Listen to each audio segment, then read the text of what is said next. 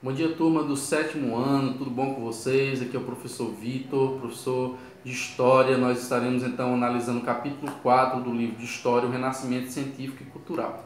Tá? O que foi que permitiu que ocorresse esse renascimento, certo? Vocês irão abrir o livro de vocês a partir da página 72 até a página 77, ok? O que permitiu esse renascimento cultural? Para nós entendermos toda essa dinâmica, é preciso nós observarmos alguns aspectos. Vamos observar uma pessoa em específico, Leonardo da Vinci.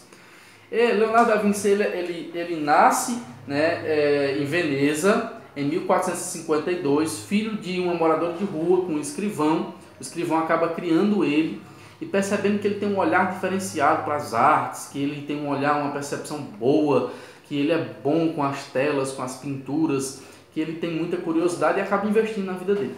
Então Leonardo da Vinci ele é um homem muito curioso, ele quer saber como a vida surge, como ela é formada no ventre da mãe, como é que os tendões movimentam os braços, como é que o ser humano funciona. Então essa fase do Renascimento é a fase do antropocentrismo, ou seja, o homem como centro, não é mais teocêntrica, ou seja, não é mais Deus como centro, é o homem como centro. No Renascimento, as ciências, a cultura, as artes, elas se voltam para colocar o homem como centro e estudam ele como centro. Então, Leonardo da Vinci, ele tem esse olhar diferenciado. Como nesse período ninguém vivia só de arte, ele também é arquiteto e ele também é engenheiro. Entre as obras que ele fez, como um homem à frente do seu tempo, inteligente, sábio e com muitos séculos à frente do seu tempo, ele chegou a desenhar máquinas voadoras, paraquedas, submarinos. O autor do livro chega a dizer que isso foi algo profético de fato, Então é muito interessante. E você vê que é um rompimento do discurso da Igreja Católica, um discurso único que fala sobre a submissão à questão da religião, do pensamento, à ideia religiosa. Então, inicialmente, Da Vinci vem rompendo com esse discurso. Existe um processo transformador no Renascimento que foi a transição, certo? No momento da transição do feudalismo para a Idade Moderna, houve alguns processos de transformação. O renascimento comercial, através das navegações, a reabertura dos mares, o mar Mediterrâneo estava fechado pelos muçulmanos, ele foi reaberto a ponto dos italianos chamar de Mare Nostrum, nosso mar, Então ele foi reaberto e houve um grande avanço no comércio mundial. Houve também a formação dos estados nacionais, como a França, como a Inglaterra, como a Espanha, como Portugal. E Itália e Alemanha é bem mais posterior, se demora para unificar.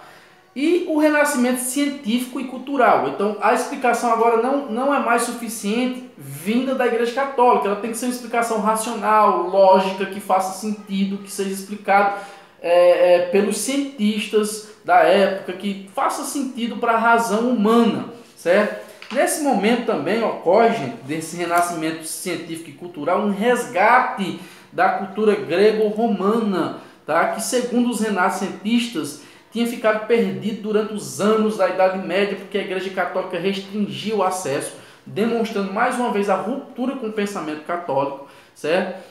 E então é resgatada as obras do período grego-romano, então é valorizado muito nesse período, ok, gente? Um exemplo de ruptura com o pensamento da Igreja Católica é Nicolau Copérnico e também Galileu Galilei, que eles criam a teoria heliocêntrica, ou seja, dizendo que a Terra gira em torno do Sol e não ao contrário. Não geocêntrica, que o Sol gira em torno da Terra. Não, a Terra é quem gira em torno do Sol, segundo a teoria de Galileu Galilei e Nicolau Copérnico.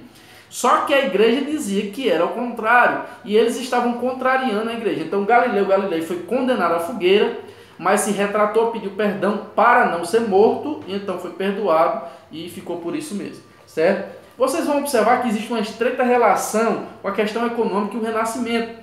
Porque a partir do momento que há o renascimento comercial, as navegações, é que há o evento, ocorre esse fenômeno do renascimento, certo? Nesse período também havia uma certa classe na sociedade chamada de mecenas, que eles eram os patrocinadores dos artistas, certo? Então possibilitava eles ter tempo para se dedicar às artes, ter o ócio criativo, para poder produzir, criar, certo, gente? Então, esse momento foi favorável para a criação dessa classe renascentista, ok? Gente, para encerrarmos a aula, resolvam a página 78 até a página 79 do livro, ok? 78 e 79 do livro. Tudo de bom para vocês. Tchau.